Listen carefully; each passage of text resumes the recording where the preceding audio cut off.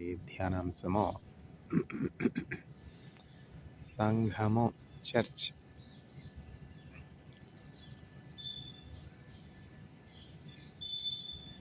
ఈ బండ మీద నా సంఘమును కట్టుదును, పాతాళలోక ద్వారములు దాని ఎదుట నిలవజాలవు. మత్తయి సువార్త 16వ అధ్యాయము 18వ వచనం. On this rock I will build my church, and the gates of hell will not prevail against it. Matthew 16 verse 18. శారను పొలములో ఓసిన పుష్పమా, అగాధలోయలో దాగిన పద్మమా, ప్రియ సంఘమా, ప్రియ సంఘమా, ప్రియ సంఘమా, ప్రియ సంఘమా, ఆనందభరితం నీ హృదయం, నీ ప్రేమ పారమో, ఆనందభరితం నీ హృదయం, నీ ప్రేమ పారమో, యేసునాథుడు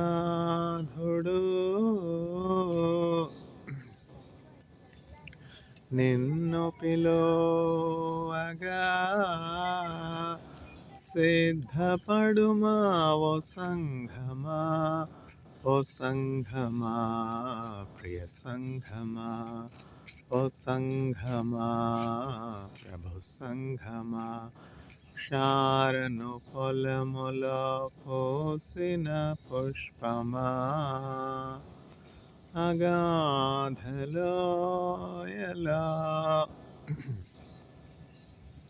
దాగిన పద్మమా, కొండలు దాటి లోయలు దాటి నేదు ప్రియుడు నిన్ను చేరగా, కొండలు దాటి లోయలు దాటి నీదు ప్రియుడు నిన్ను చేరగా, నీదు హృదయమున నివసింపనీయుమా, సిద్ధపడుమా ఓ సంఘమా, ఓ సంఘమా, ప్రభు సంఘమా, ఓ సంఘమా, ప్రభు సంఘమా, శారను పొలములో పోసిన పుష్పమా, అగాధలోయలో దాగిన పద్మమా, ప్రియ సంఘమా, ప్రియ సంఘమా, ప్రియ సంఘమా, ప్రియ సంఘమా,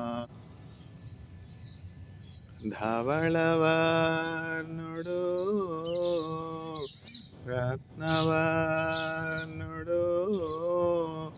పోల్చదగు అతి సుందరుడు, ధవళవర్ణుడు రత్నవర్ణుడు పోల్చదగు అతి సుందరుడు, గుర్తించుమా ఓ సంఘమా, గుర్తించుమా ఓ సంఘమా, శారను పొలములో పోసిన పుష్పమా, అగాధలోయలో దాగిన పద్మమా, అగాధలోయలో దాగిన పద్మమా, ప్రియ సంఘమా, ప్రియ సంఘమా, ప్రియ సంఘమా, ప్రియ సంఘమా. చూసారా? సంఘం అంటే ఏమిటి? చర్చ్ అంటే ఏమిటి? ప్రేమతో నింపబడినటువంటి స్థలము. చర్చిలో ఉన్నటువంటి వారి హృదయమంతా గూడా దేవుని ప్రేమతో నింపబడి ఉంటుంది. అక్కడ ప్రేమ ఉంటుంది. అక్కడ ఐక్యత ఉంటుంది. సహోదర ప్రేమ, ఐక్యత, సమాధానం.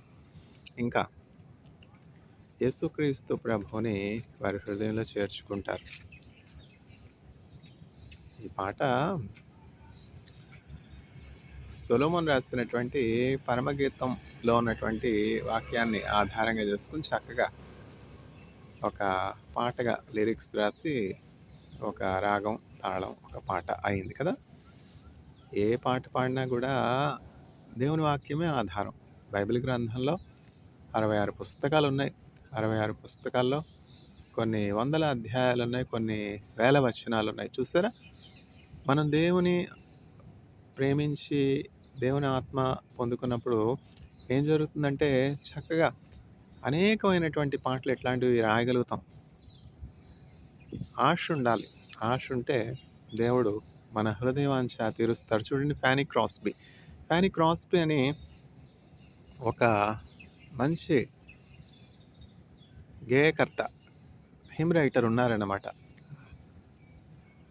మన కళ్ళుండి, ఆరోగ్యం బాగుండి, అన్నీ చక్కగా ఉండి మనం దేవుని కొరకు ఏమీ చేయలేకపోతున్నాం. కానీ ఫ్యానీ క్రాస్బీ అనే ఆవిడని మనం చూస్తే, ఆవిడ జీవితం చూస్తే చిన్నతనంలోనే కొంచెం మెడికల్ నెగ్లిజెన్స్ వల్ల కళ్ళు పోయినాయి. ఆవిడకి అంధురాలైపోయింది. ఇన్ఫాంట్గా ఉన్నప్పుడే, అంటే చాలా చిన్న ప్రాయంలో, చిన్న వయసులోనే ఆవిడకి ఏం జరిగిందంటే అంధత్వం వచ్చింది. కళ్ళు పోయినాయా. అయినప్పటికీ ఆవిడ యేసుక్రీస్తు ప్రభువుని ఎంతో ప్రేమించి ధర్మశాస్త్రం అంతా కూడా చక్కగా బట్టి అవపాసన పట్టిస్తారు, బైహార్ట్ చేస్తారు. ధర్మశాస్త్రం అంటే బైబిల్ గ్రంథంలో, పాత నిబంధన గ్రంథంలో ఉన్నటువంటి 5 పుస్తకాలు ఉన్నాయి కదా. మొదటి 5 పుస్తకాలు ఏమిటవి? ఆదికాండము, నిర్గమాకాండము, అక్కడ ఆగిపోతుంది అనమాట. నిర్గమాకాండం తర్వాత ఏంటంటే రాదు. మూడవ పుస్తకం ఏమిటి?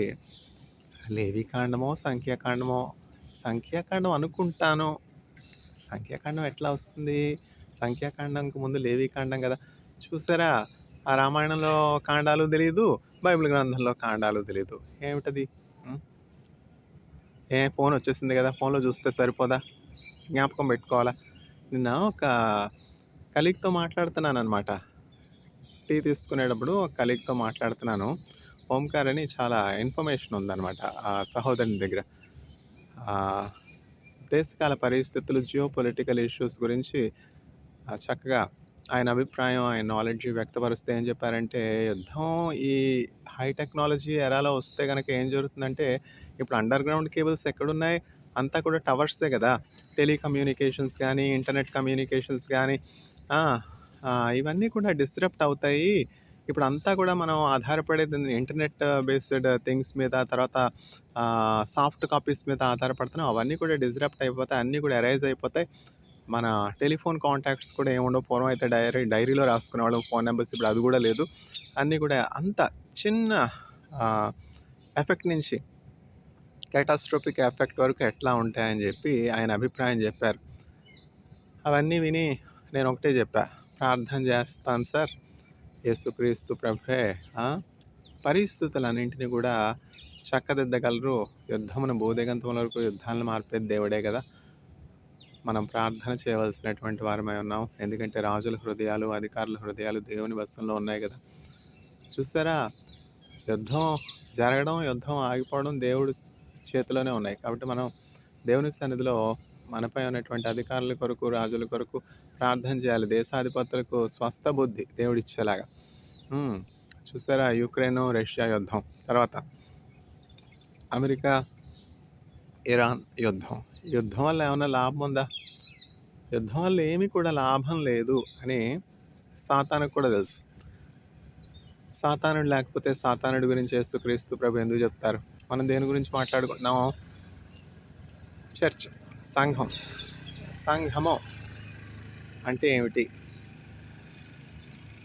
సంఘం అంటే ఏంటంటే, ఐఐటిలో నాన్ టీచింగ్ స్టాఫ్ ఒక విశ్వాసం ఉండేవారు, అబ్రహాం గారని. ప్రభునందు నిద్రించారు 2024లో. ఎంతో మంచి ప్రార్థనాపరులు. ఐఐటీలో నేను స్కాలర్‌గా ఉన్నప్పుడు ఎక్కడ కనిపించినా కూడా నా కోసం ప్రార్థన చేస్తారు. నా కోసం ప్రార్థన చేసి ఆయన అనుభవాలన్నీ కూడా చెప్తారనమాట. అంటే ఐఐటీ ప్రారంభం నుంచి వాళ్ళు ఉన్నవాళ్ళు కదా! తలనేర్చిపోయినటువంటి పెద్దవాళ్ళు. "ఆ కాలంలో అట్లా ఉండేదయ్యా, ఆ కాలంలో అట్లా ఉండేది" అని చెప్పి అంటే 4 డికేడ్స్, 5 డికేడ్స్, 6 డికేడ్స్ ముందు ఐఐటీ పరిస్థితులు ఎట్లా ఉండే, ఐఐటీ చుట్టుపక్కల ప్రాంతాల్లో పరిస్థితులు ఎట్లా ఉండే. మేము టెంపరరీ స్టాఫ్‌గా ఎక్కడో ఆంధ్రా నుంచి వచ్చి ఆ! రోజు కూలీకి ఐఐటీలో జాయిన్ అయ్యాము. దేవుడు ఎంత గొప్పవాడో చూడయ్యా. కురియాకోస్ గారని ఆయన ప్రొఫెసర్ జెస్సి కురియాకోస్ గారు. ఒక ఉన్నతమైనటువంటి పదవికొచ్చారనమాట. ఆయన హెడ్ ఆఫ్ ది డిపార్ట్మెంట్ కెమిస్ట్రీగా ఉండేవారు. కెమిస్ట్రీలో ఫ్యాకల్టీగా ఉండేవారు. తర్వాత ప్రాబబ్లీ ఇన్‌చార్జ్ డైరెక్టర్ అనుకుంటా. ఐఐటీ డైరెక్టర్‌గా కొద్ది దినాలు ఉండే అవకాశం దేవుడిచ్చారు. చూసారా, ఒక దేవుని ఎరిగినటువంటి వ్యక్తి, ఒక దేవుని యందు భయభక్తులు కలిగినటువంటి వ్యక్తి అట్లాంటి ఉన్నత పదవులకు వచ్చినప్పుడు ఏం చేస్తారో చూడండి. అప్పుడు మేము రోజు కూలీకి పని చేసుకునేవాళ్ళం, కాంట్రాక్ట్‌కి పని చేసుకునేవాళ్ళం. ఎంతో అస్థిరమైనటువంటి స్థితి. స్థిరమైనటువంటి ఉద్యోగం ఏం కాదు. అది కూడా టెంపరరీ జాబ్ అయినా కూడా, రోజు కూలీ అయినా కూడా మాకెంతో తృప్తిగా ఉండేది. ఐఐటీ అంటే అంత ఆదరణకరమైనటువంటి స్థలంగా ఉండేది ఆ రోజుల్లో. క్యాంటీన్‌కి వెళ్ళామంటే మేము ₹1 ఖర్చు పెట్టవలసిన అవసరం లేదు. అంటే నేను అప్పుడు కావేరీలో ఉండేవాడినిలెండి. కావేరీ హాస్టల్. ఆ కావేరీ హాస్టల్ గురించి చెప్తారనమాట ఆయన. ఆ కావేరీ హాస్టల్‌లో క్యాంటీన్‌కి వెళ్ళామంటే, మెస్‌కి వెళ్ళామంటే ఎంత ప్రేమ. అక్కడ ఉన్నటువంటి బ్రేక్‌ఫాస్ట్ టైంకి వెళ్ళినా, టీ టైంకి వెళ్ళినా, లంచ్ టైంకి వెళ్ళినా చక్కగా తృప్తిగా భోంచేసేవాళ్ళం. స్టాఫ్ అందరికీ, నాన్ టీచింగ్ స్టాఫ్ అందరికీ.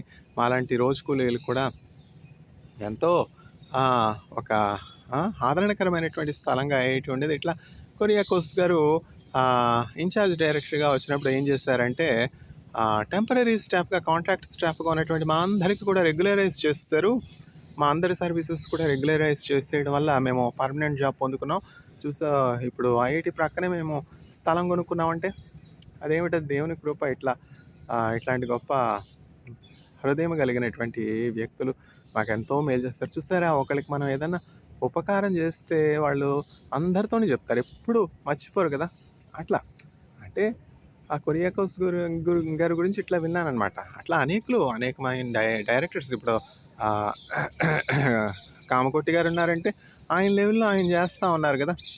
పద్మశ్రీ అవార్డు తీసుకున్నారు. ఇంకా అనేకమైనటువంటి నేషనల్ లెవెల్‌లో మంచి సర్వీసెస్ చేస్తున్నారు. అట్లా ఒక్కొక్కళ్ళకి దేవుడు ఇచ్చినటువంటి కృపను బట్టి ఒక్కొక్క లెవెల్‌లో పీపుల్‌కి వాళ్ళు హెల్ప్ చేసేవారుగా ఉన్నారనమాట. అంటే ఏంటంటే విశ్వాసి అబ్రహాం గారు ఇట్లా చెప్తారు. ఏ సందర్భంలో చెప్తున్నానంటే, ఆయన మాట్లాడుతూ ఒకానొక సందర్భంలో ఏం చెప్పారంటే, సంఘం అంటే ఏముంది అయ్యా?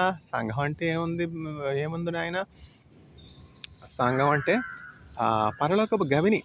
చూసారా, అదాయన ఎక్స్‌పీరియన్స్. ఒక్కొక్కళ్ళు వాళ్ళ జీవితానుభవం క్లుప్తంగా చెప్తారనమాట. సంఘం అంటే ఏమిటి? అంటే ఆయన దృష్టిలో సంఘం అంటే ఏమిటంటే పరలోకపు గవిని. ఇప్పుడు గవిని అంటే తెలీదు, గని అంటే తెలీదు. అట్లా అయిపోయింది తెలుగు వాళ్ళకే. గవని అంటే ఏంటి? గవని అంటే గనా ఏమిటి? మైనా ఏమిటి? అనుకుంటారు. గవని అంటే పూర్వం ఏదన్నా ఒక విలేజ్ కానీ, ఒక పట్టణం కానీ ఉన్నట్లయితే ఆ పట్టణానికి గవని ఉండేదనమాట. గవని అంటే ఏంటంటే ముఖద్వారం, ఎంట్రన్స్. పెద్ద చుట్టూ ప్రాకారం ఉండేది. చుట్టూ ఒక కాంపౌండ్ వాల్ ఉండేది. ఇప్పుడు ఐఐటీ చూడండి, ఐఐటీ చుట్టూ కాంపౌండ్ వాల్ ఉంది. అట్లా సిటీస్‌లో, పట్టణాల్లో పూర్వం ఉన్నటువంటి గ్రామాల్లో కానీ, పట్టణాల్లో కానీ ఏముంటుందంటే చుట్టూ ఒక ప్రాకారం ఉంటుంది. ఆ ప్రాకారానికి ఒక గేట్ ఉంటుందన్నమాట. దాన్ని గవిని అంటారు. చర్చ్ అంటే ఏమిటంటే పరలోకపు గవిని. అంటే పరలోకంలో ప్రవేశించడానికి చర్చు ఒక ద్వారం. చూసారా, ఆ చర్చ్ గుండా మనం పరలోకంలో ప్రవేశిస్తాం. పరలోకం వెళ్ళాలంటే ముందు చర్చ్‌కెళ్ళాలి. అక్కడే మనకి బైబిల్ గురించినటువంటి విషయాలు తెలుస్తాయి. ఆయన చెప్పింది వాస్తవమే కదా! అంటే ఆయన చెప్పింది వాక్యాధారమైనదే. చదువుకోలేదాయన. చాలా తక్కువ చదువు. అయినప్పటికీ చూసారా, ఆయన చెప్పిన వాటికి బైబిల్‌లో ఉన్నటువంటి రిఫరెన్స్‌లకి నేను సరిచూసుకుంటాను అనమాట. కరెక్ట్‌గా బైబిల్‌లో ఉన్నటువంటి రిఫరెన్స్‌ని ఆధారంగా చేసుకొని ఆయన చెప్తున్నారు. బైబిల్‌లో ఏం జరిగిందంటే, యాకోబు తన తండ్రి అయినటువంటి ఇస్సాకు చేత ఆశీర్వదించబడిన తర్వాత యాకోబు పద్దనారంలో సిరియాలో ఉన్నటువంటి తన మామ అయినటువంటి లాబాను గృహానికి వెళుతూ ఉన్నాడు. ఒంటరిగా వెళుతున్నాడు. చేతికర తప్ప ఏమీ లేదు.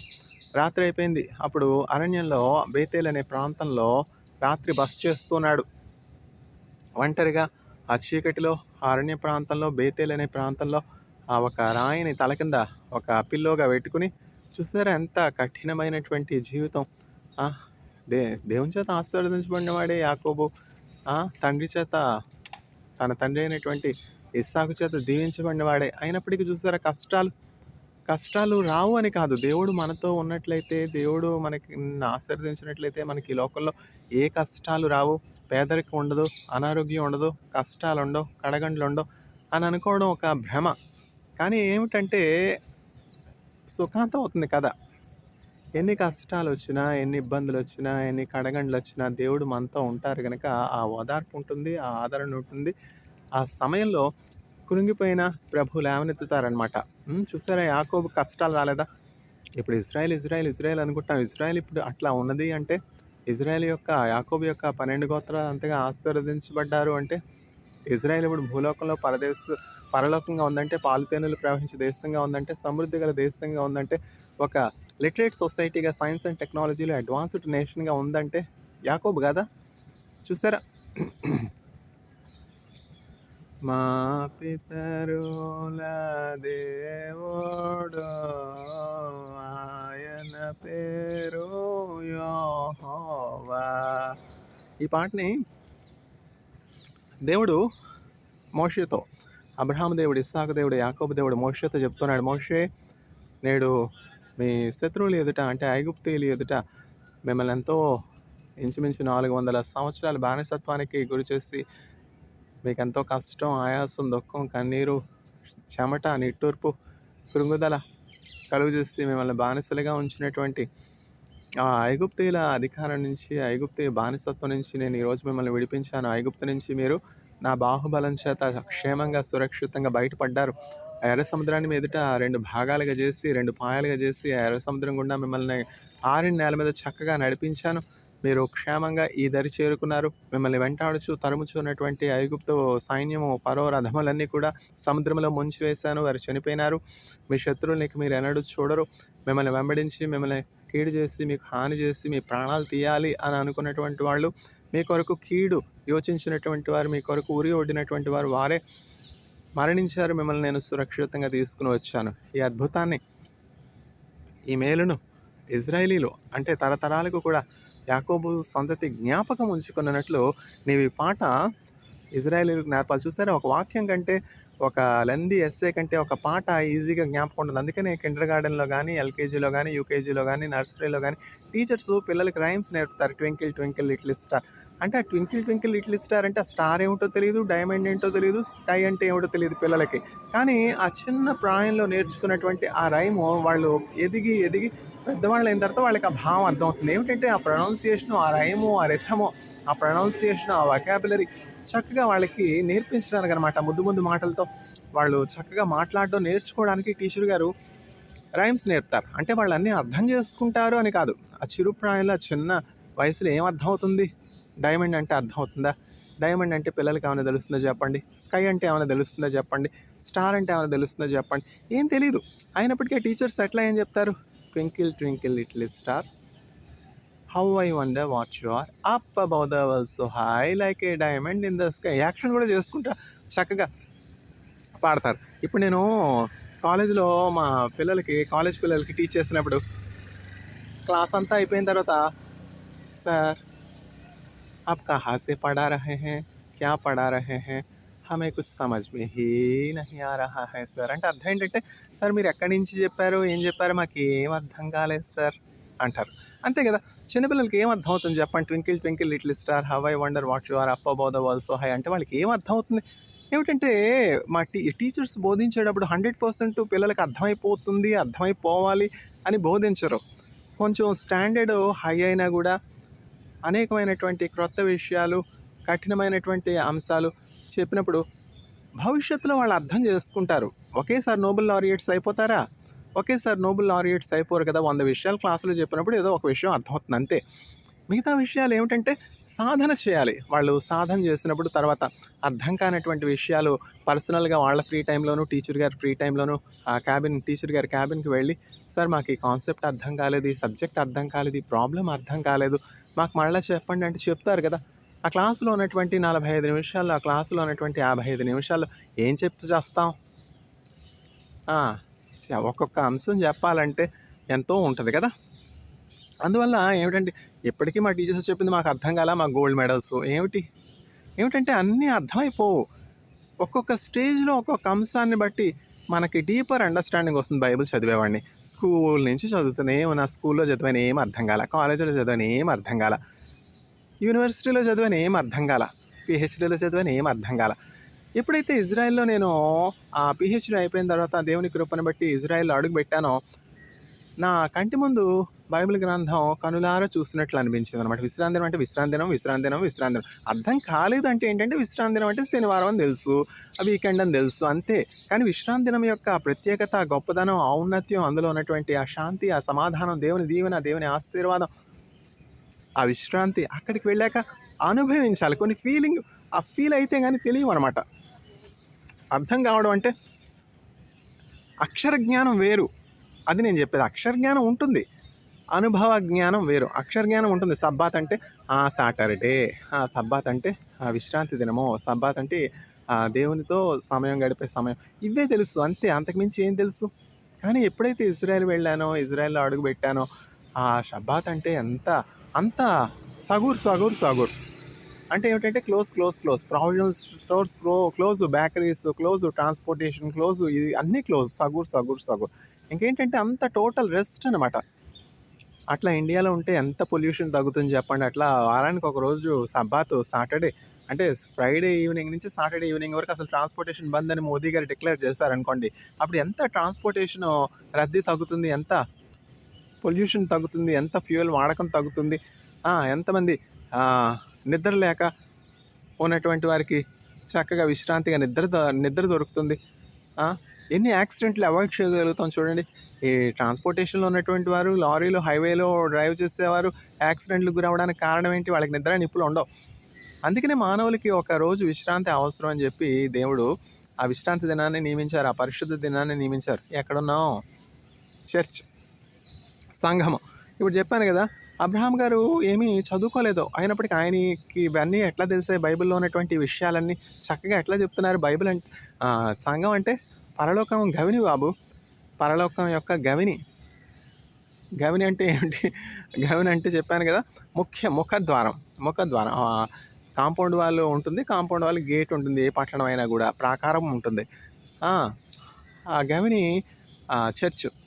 అంటే పరలోకంలో ప్రవేశించాలి అంటే ముందుగా ఈ లోకంలో మనం చర్చికి వెళ్ళాలి. చర్చ్ ఎందుకంటే ఒక పాస్టర్ గారు ఏం చెప్పారంటే, బైబిల్ అంటే basic instruction before leaving that, BIBLE. అంటే ఈ లోకాన్ని విడిచిపెట్టే ముందు మనం మినిమం బేసిక్ ఇన్స్ట్రక్షన్ పొందుకోవాలి. ఆ ఇన్స్ట్రక్షన్ మనకి ఎక్కడ దొరుకుతుంది అంటే పరలోకానికి తగినట్లుగా ఎట్లా జీవించాలి, పరలోకంలో మనం ఎట్లా ప్రవేశించగలం.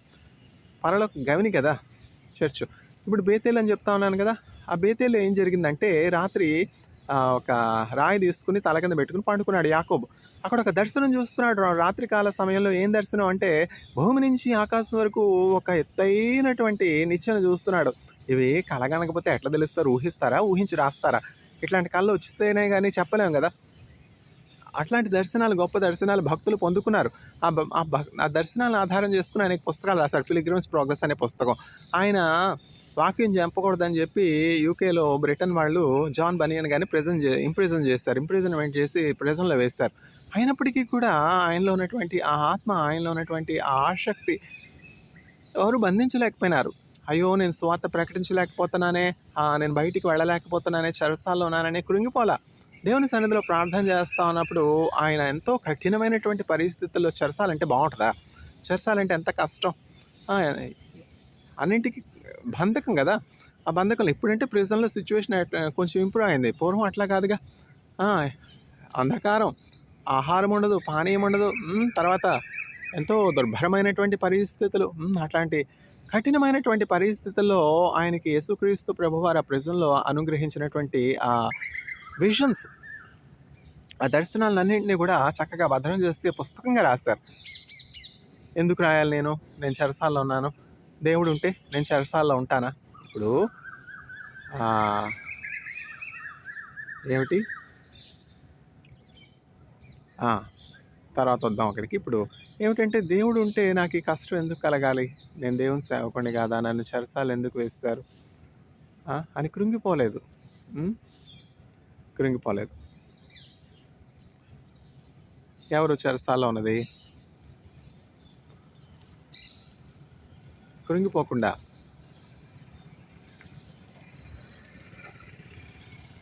బేతేల్ దగ్గర ఉన్నాం కదా, ఎవరు? జాన్ బనియన్ గారు కృంగిపోలా.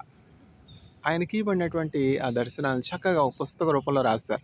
ఆ పుస్తకం పేరే యాత్రికుని పదధ్వనులు, పిలిగ్రిమ్స్ ప్రోగ్రెస్. బైబిల్ తర్వాత అత్యధికమైనటువంటి కాపీస్ ఏ బుక్ అమ్ముడుపోతా ఉన్నది, ఏ పుస్తకం ఎక్కువ చదువుతారంటే పిలిగ్రిమ్స్ ప్రోగ్రెస్. ఆ పిలిగ్రిమ్స్ ప్రోగ్రెస్లో ఉన్నటువంటి ఆ పుస్తకంలో ఉన్నటువంటి భాగాలన్నీ కూడా, ఎపిసోడ్స్ అన్నీ కూడా చక్కగా నేను ఆడియో రికార్డింగ్స్ చేసి, వీడియో రికార్డింగ్స్ చేసి అప్లోడ్ చేశాను నా ఛానల్లో. అట్లా అనమాట. దేవుడు ఉంటే నాకు ఈ కష్టం ఎందుకు రావాలి, దేవుడు ఉంటే నేను ఈ ప్రజల్లో ఎందుకు ఉండాలి. మనం ఉన్నటువంటి ఏ స్థితిలో ఉన్నా కూడా మనం దేవుడిని మహింపరచడం నేర్చుకోవాలి. That is the purpose of God in our life అనమాట. కృంగిపోయి ఏం ప్రయోజనం? అదే కదా దేవుని వాక్యం చెప్తుంది. కేఫా, నీవు బండ అనబడదు, ఈ బండ మీద నా సంఘం కడతాను, పాతాళలో ఒక ద్వారములు దాని ఎదుట నిలువజాలవు. పాతాళం అంటే ఏంటి? హెల్ అంటే ఏమిటి? ఇప్పుడు చూడండి, ట్రంప్ గారు ఏమంటారంటే I will unleash hell on Iran అంటారు. అసలు ఆయనకి హెల్ అంటే తెలిస్తే కదా. క్రిస్టియన్సే వాక్యం తెలుసు. హెల్ని గూర్చినటువంటి అవగాహన ఉన్నటువంటి వారు ఒక ప్రాంతాన్ని హెల్గా మారుస్తాను అని అనమాట. హెల్ ఎవరి కోసం దేవుడు చేశారు? అది సాతానుడి కోసం, మనుషుల కోసం కాదు. హెల్ అంటే ఏమిటి? అక్కడ అగ్ని ఆరదు, పురుగు చావదు, అక్కడ ఏడ్పు, పండ్లు కొరుకుతూ ఉంటాయి, అక్కడ దుఃఖము, కన్నీరు ఉంటాయి, దప్పిగుంటుంది. ఆ నరకం గురించి యేసుక్రీస్తు ప్రభు చెప్పారు కదా, లేకపోతే యేసుక్రీస్తు ప్రభు ఎందుకు చెప్తారు? క్రైస్తవులుగా ఉండి ఎవరు కూడా అట్లా I will unleash hell on earth అని ఎప్పుడూ అనకూడదు. వీళ్ళు ఏమైనా వాక్య జ్ఞానం తెలియనటువంటి వారా? ఎంత కోపన రావచ్చు, ఎంత శత్రుత్వాలన్నా ఉండొచ్చు, ఎన్ని విరోధాలైనా ఉండొచ్చు, ఐ విల్ అన్లీష్ హెల్ అని మాత్రం అనకూడదు. దీనికన్నా ఒక లిమిట్ ఉంది కదా. అంటే క్రైస్తవులుగా ఉన్నటువంటి వారి కోసం చెప్తున్నాను. క్రైస్తవులుగా ఉన్నటువంటి వారు క్రీస్తు ప్రేమను చూపించాలి, మేలు చేసేవారిగా ఉండాలి, పరలోకంను గుర్చినటువంటి ఆదరణకరమైనటువంటి మాటలే మాట్లాడగలని. I will unleash hell on you, I will pollute your food, I will contaminate your food, I will poison your food. క్రైస్తవులుగా ఉన్నటువంటి వారు అట్లా చేయొచ్చా? ఇప్పుడు ఏంటంటే సాతానుడు దేవునికి చెడ్డ పేరు తేవడానికి దుష్టుల్ని ఎక్కడి నుంచే వాడుకుంటాడు. దేవుని వాక్యం ఎరిగినటువంటి వారిని పాడు చేస్తాడు. అప్పుడు దేవుని నామానికి అవమానం కలుగుతుంది కదా. అప్పుడు దావీదు జీవితంలో అదే కదా జరిగింది. దావీదు ఎప్పుడు పడిపోయాడు? యుద్ధంలో ఉన్నప్పుడు పడిపోయాడా? యుద్ధరంగంలో ఉన్నప్పుడు పడిపోయాడా? ఒంటరిగా ఉన్నప్పుడే కదా పడిపోయినాడు, జారిపోయింది కాలు. బెత్షెబాను చూస్తున్నాడు, బెత్షెబాను చూస్తూ ఉన్నాడు. ఆవిడ స్నానం చేస్తోంది, ఈయన మేడ మీద పచారాలు కొడుతూ ఉన్నాడు. యుద్ధ సమయంలో యుద్ధానికి వెళ్లకుండా తన సైన్యాన్ని, యోవాబు అయినటువంటి సైన్యాధిపతిని పంపించాడు. ఈ యుద్ధం నేను చేయాలా ఏంటి? ఎన్నో యుద్ధాలు చేశాను, అన్నింటిలో జయం పొందుకున్నాను, ఈ యుద్ధానికి నా సైనికులు చాలరా ఏమిటి, నా సైనికులను పంపుతాను, సైన్యాధిపతిని పంపుతాను, నేను వెళ్ళిన అవసరమే లేదు అని చెప్పి అంతఃపురంలో ఉన్నాడు. యుద్ధ సమయంలో అంతఃపురంలో ఉండడం ఏంటి అసలు? ఏమిటి అహంకారం, గర్వం లోపలికి వచ్చింది. నేను వెళ్ళిన అవసరం లేదు, యుద్ధానికి నేను చేయాలా, అనేక యుద్ధాలు నేను చేయలేదా, నా బాహుబలం చేత నేను జయించలేదా, ఇది నా సైనికులు చేస్తారు చాలు. ఆ యుద్ధాలన్నీ ఎట్లా జయించాడు? దేవుడు ఆయన ముందుగా నడవడాన్ని బట్టి, దేవుడు ఆయన బాహువుల్ని బలపరచడాన్ని బట్టి, దేవుని వలన, దేవుని కృప వలన, దేవుడు అతనికి తోడుగా ఉండుటని బట్టి జయించాడు అనేటువంటి ఆ విషయాన్ని మర్చిపోయి అహంకారానికి, గర్వానికి చోటిచ్చి అంతఃపురంలో ఉన్నాడు. అంతఃపురంలో ఉంటే పచారులు కొడుతున్నాడు. సాతానుడు కంటిని వాడుకుంటూ ఉన్నాడు. నేత్రాశ, శరీరాశ, జీవపడమం ఇవే కదా లోకంలో ఉన్నాయి, ఇవి తండ్రి నుంచి వచ్చినటువంటి కావు. ఇదే నరకం అంటే. బెత్షెబా స్నానం చేస్తూ ఉంది. ఈవిడికి వేరే పని ఏమి లేదు. పైన ఒక ఆకు కప్పుకోవచ్చుగా, పక్కనే రాజుగారి అంతఃపురం ఉంది, మేడ ఉంది, ఎవరైనా చూస్తారన్న ఇంగితం లేదా? అంత తెలియకుండా ఉంటుందా? భర్త ఇంట్లో లేడు, ఏమిటి రాజుగారి ఈ సమయంలో అంతఃపురంలో ఉన్నారని తెలియదా? రాజుగారి ఈ సమయంలో మేడ మీదకి వస్తారని తెలియదా? అంటే ఏమిటంటే సాతానుడు ఇరుపక్షాలని వాడుకున్నాడు. ఆవిడ్ని ప్రేరేపించాడు, ఈయన్ని ప్రేరేపించాడు. ఈయన కరెక్ట్గా మేడ మీదకి వెళ్ళే సమయానికి, ఆ సాయంకాల సంధ్యా సమయానికి ఈవిడ స్నానం చేయడానికి బయలుదేరింది, తగుదనమ్మా అనుకుంటా. ఆ పైన ఆకు లేదు, ఏమీ లేదు, అంతా చక్కగా కనబడతా ఉంది. చూసారా? అంత సెల్ఫ్ కంట్రోల్ ఉన్నటువంటి, అంత దేవుని యందు భయభక్తులు ఉన్నటువంటి, అంత వాక్యం తెలిసినటువంటి వ్యక్తి పరుని భార్య విషయంలో తప్పు చేశాడు, పడిపోయినాడు, కాలు జారిపోయింది కదా! కాలు జారిపోయి పళ్ళు విరిగాయి. పడిపోయాడుగా. చూసారా? ఆ పడిపోవడం అక్కడితో ఆగల. ఆవిడతో ఒకసారి పడుకున్నాడు. ఏదో శరీరాశ, అందంగా ఉంది, బాగుంది, ఒకసారి పడుకుంటే ఏమైంది? నేను రాజుని కాదా అని చెప్పి పిలిపించుకున్నాడు. ఎవరామె అంటే యోవాబు భార్య. అంటే తీసుకుని రండి అంటే యోవాబు భార్య వచ్చింది, బెత్షెబ. పడుకుంటే కడుపు అవుతుందని తెలియదా? ఇప్పుడున్నట్లు ఏమన్నా నిరోధులు ఉన్నాయా? ఇప్పుడున్నట్లు ఏమన్నా కామసూత్ర అవన్నీ ఉన్నాయా? ఆ కాలంలో ఇంటర్సెప్టివ్స్ ఏవో ఉంటాయి, అవేం లేవుగా. ప్రొటెక్టివ్ సెక్స్ అంతకన్నా లేదుగా. ఏం జరిగింది? పడుకుంటే కడుపు వచ్చింది. కడుపు వస్తే తెలియకుండా ఉంటుందా? ఇవన్నీ ఏమిటంటే ముందు తరాల వారికి, భావి తరాల వారికి బుద్ధి కలిగినట్లు దేవుడు ఏమీ కూడా మరుగు చేయలేదు. చూసారా? నా సేవకుడు అని చెప్పి దావీదును ఒక మంచి విశ్వాసిగానే చిత్రీకరించడం కాదు, అతనిలో ఉన్నటువంటి ఆ నాణానికి ఇంకొక ప్రక్కన ఉన్నటువంటి ఆ చెడును కూడా దేవుడు దాచకుండా దేవుని గ్రంథంలో ఎందుకు రాశారు? అట్లా ఎవరు పడిపోకుండా ఉంటారు, సాతానుడి వల్ల చిక్కుకోకుండా ఉంటారు. మనం పడిపోకుండా ఉండునట్లు, మనకి ఆశీర్వాదం కలిగినట్లు, దేవుని కలిగినట్లు, కీడు కలగకుండునట్లు దేవుని వాక్యం అందుకే మనం చదవాలి. ఆవిడ సిద్ధపడింది శోధనకి. లేకపోతే ఆ సమయానికి అక్కడికి స్నానం చేయడానికి వెళ్ళడం ఎందుకు? రాజుగారు ఉన్నారని తెలియదా? మేడం మీదకి వస్తారని తెలియదా? కూడా ఆ బాత్రూమ్ పైన లేదని తెలియదా? కనబడతానని తెలీదా? ఏమిటంటే సాతానుడు ఇరుపక్షాలని వాడుకున్నాడు. తప్పు ఒకళ్ళ పక్కనే ఉండదు. నా భార్య ఉత్తమరాలు, ఇంకొకళ్ళు చెడ్డవాళ్ళు అంటే ఎట్లా? నీ భార్యలో కూడా తప్పు ఉంది. దేవుడు న్యాయాధిపతి, దేవుడు న్యాయవంతుడు, దేవుడు సత్యవంతుడు, దేవుడు యథార్థవంతుడు. ఆయన త్రాసు న్యాయమైనటువంటి త్రాసు. పడుకుంటే కడుపు రాదా? వచ్చింది. వస్తే దాన్ని కప్పుకోవడానికి ఎన్ని తిప్పలు పడ్డాడు? చివరికి హంతకుడు అయిపోయాడు. అక్కడితో ఆగిందా? నాతాను వచ్చాడు, దేవుని ప్రవక్త వచ్చి ఒక కథ చెప్పాల్సి వచ్చింది దావీదుకి. ఎవరా దుర్మార్గుడు? ఎవరా తప్పు చేసింది? అతని కత్తుకోకుండా ఖండించాలి. మరణశిక్షకు అతడు పాత్రుడు, ఇటు పాపం చేసినటువంటి వాడు అని చెప్పి ఇవన్నీ కూడా చెప్పాడు దావీదు. నాతాను చెప్తాడు, అతడు ఎవరో కాదు, నువ్వే యోవాబు ఏమిటది ఊరియా యొక్క భార్యతో, యోవాబు కాదు ఊరియా యొక్క భార్యతో నువ్వు సైనించావు అని చెప్పి, అంత మాత్రం చాలదు అన్నట్లు, దేవుడిని కావాలంటే కన్నెపిల్లల్ని ఇవ్వలేడా? ఎంతమంది అందమైనటువంటి స్త్రీలను నువ్వు ఉపపత్తులుగా కలిగి ఉన్నావు? వాళ్ళతో నీకు తృప్తి లేదు, ఇంకా నీకు శరీరం అసలు చావలేదు. తండ్రి కుమారుని పట్ల ఎట్లా బాధ్యత, ప్రేమ కలిగి ఉన్నాడు, దేవుడు కూడా మానవుల పట్ల అట్లాంటి ప్రేమ కలిగి ఉన్నాడు.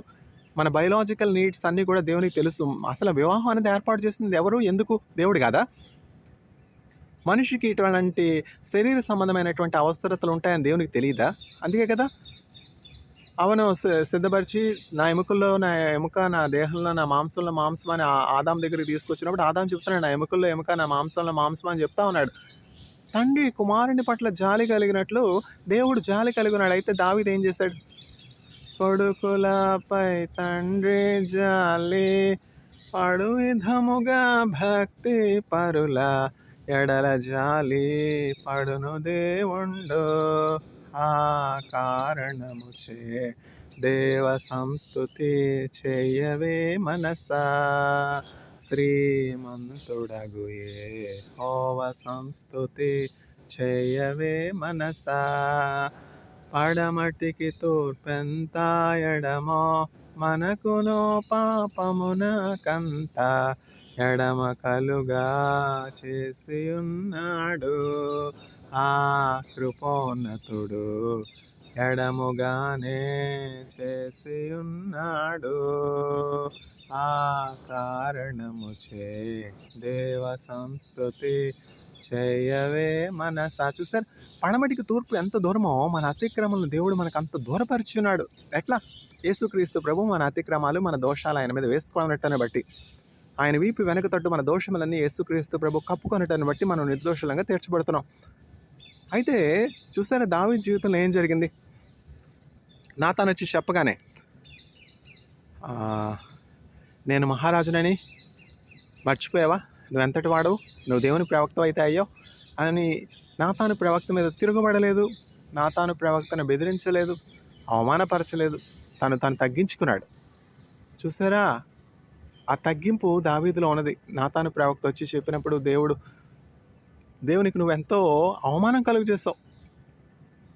నీ చుట్టూ ఉన్నటువంటి శత్రువులందరూ కూడా దేవుని నామాన్ని దూషించడానికి, అవమానపరచడానికి నువ్వు ఒక నీచ కార్యం చేస్తావు. నిన్ను బట్టి ఇప్పుడు ఆ చుట్టుప్రక్కల ఉన్నటువంటి దేశస్తులందరూ కూడా దావీదు ఎట్లా చేశాడు అని చెప్పి నీ దేవుడైనటువంటి ఇశ్రాయేలు పరిశుద్ధ దేవుడైనటువంటి అబ్రహాము దేవుడైనటువంటి ఇస్సాకు దేవుడైనటువంటి యాకోబు దేవుడైనటువంటి ఆ పరిశుద్ధ దేవుణ్ణి అవమానపరుస్తున్నారు, తిరస్కరిస్తున్నారు. నీకు వాక్యం తెలీదా? నువ్వు పడుకోవాలంటే ఇంకా ఉపపత్నులే లేరా? కన్యకలే లేరా? కన్యకలు కావాలంటే, భార్యలు కావాలంటే, ఉపపత్నులు కావాలంటే దేవుడు నీకు ఇవ్వడా? ఊరియా భార్య కావాల్సి వచ్చిందా? నీకు బుద్ధిహీనుడా? బుద్ధి లేదా? చూడు, జ్ఞాపకం పెట్టుకో, దేవుడు చెప్తున్నటువంటి తీర్పు ఏంటంటే, ఇకను ఎప్పటికీ కూడా నీ ఇంటి మీద నుంచి ఖడ్గము తొలగిపోదు, నీ ఇంటి వారి నీకు శత్రువులు అవుతారు. ఎప్పుడు కూడా నువ్వు పోరాటం, యుద్ధం చేస్తూనే ఉంటావు, ఆ యుద్ధాలు వస్తూనే ఉంటాయి. నీ ఇంటి వారికి నీకు మధ్య శత్రుత్వం, ఖడ్గం ఉంటూనే ఉంటుంది. ఇదే దేవుని వాక్కు అని చెప్పి నాతాను ప్రవక్త వెళ్ళిపోయినాడు. చూసారా, దేవుడు న్యాయవంతుడు కదా. దేవుడు చెప్పినట్లుగా ఏ పాపం అయితే దావీదు చేశాడో అంతకు అనేక రెట్ల పాపం తన కుమారుడైనటువంటి అబ్షాలోము చేస్తున్నాడు. అబ్షాలోము ఎంతో సొగసైనటువంటి వాడు, సుందరుడు, ఎంతో సుందరమైనటువంటి దేహం కలిగిన వాడు, దావీదు చేత ఎంతో ప్రేమించబడినటువంటి కుమారుడు. దావీదు తన కుమారులందరిలో ఎవరిని ప్రేమించాడు అంటే అబ్షాలోముని ప్రేమించాడు. అబ్షాలోముకి ఎంతో పొడవైనటువంటి జుట్టు, పొడవైనటువంటి వెంట్రుకలు, ఎంతో చక్కని రూపసి, ఎంతో సౌందర్యం కలవాడుగా ఉన్నాడు అబ్షాలోము. అబ్షాలోము ఏం చేశాడు? తన తండ్రి పెట్టుకున్నటువంటి ఉంపుడు గత్తెలను, ఉపపత్నులను అందరినీ కూడా మేడ మీదకి తీసుకెళ్ళి మిద్దె మీద కూడాడు అనమాట. రహస్యంగా నువ్వు పండుకున్నావు ఊరియా భార్యతో, ఆమెతో సుఖాన్ని అనుభవించావు, పరుని భార్యతో. ఇప్పుడు చూడు, నువ్వు పెట్టుకున్నటువంటి ఉంపుడు గత్తెలు, నువ్వు పెట్టుకున్నటువంటి భార్యలందరితో కూడా నీ కొడుకు కులుకుతాడు. రహస్యంగా కాదు, మేడ మీద నీ ఉపపత్నులతో, నువ్వు పెట్టుకున్నటువంటి భార్యలతో, నీ ఉంపుడు గతులతో పండుకుంటాడు నీ కుమారుడే. చూసారా, బైబిల్ గ్రంథం దివ్య గ్రంథం, బైబిల్ గ్రంథం పరిశుద్ధ గ్రంథం, బైబిల్ గ్రంథం న్యాయమైనటువంటి గ్రంథం. నువ్వు ఆ నిరపరాధి అయినటువంటి ఆ ఊరియా రక్తాన్ని చిందించావు కదా, అతని ప్రాణం తీసావు కదా, అతని భార్యను సొంతం చేసుకున్నావు కదా. నీ సొంత కొడుకే నీ భార్యలతో పండుకుంటాడు. ఎక్కడ? రహస్యంగా కాదు, నువ్వు రహస్యంగా చేస్తావు. ఊరందరూ చూస్తుండగా, ఇజ్రాయేల్ ప్రజలందరూ చూస్తుండగా నీ కొడుకు ఇట్లా చేస్తాడు. దేవుడు మాట పొల్లైనా కూడా పోదు. దేవుడు చెప్పినట్లు అట్లా జరిగింది కదా. దేవుడు చెప్పినట్లు ప్రవక్తల మాటలో పొల్లైనా పోదు. దేవుడు చెప్పినట్లు అట్లా జరిగింది కదా. ఎక్కడున్నాం? సంఘం అంటే పరిశుద్ధతకు తార్కాణంగా ఉంది, పరిశుద్ధతకు నిదర్శనంగా ఉన్నది. సంఘము యేసుక్రీస్తు ప్రభు శరీరము. ఆ సంఘము ఎదుట పాతాళలోక ద్వారములు నిలువు, నరకము నిలవదు. చూడండి, ఎన్ని రకాలైనటువంటి వైరస్లు, ఎన్ని రకాలైనటువంటి బ్యాక్టీరియాలు, ఎన్ని రకాలైనటువంటి మారణ ఆయుధాలు, ఎన్ని రకాలైనటువంటి ఫుడ్ పాయిజన్, సాతానుడు ఎన్ని విధములుగా మనుషుల్ని ఇబ్బంది పెడుతున్నాడు, బాధకు గురి చేస్తున్నాడు. చూడండి, పాతాళలోక ద్వారములు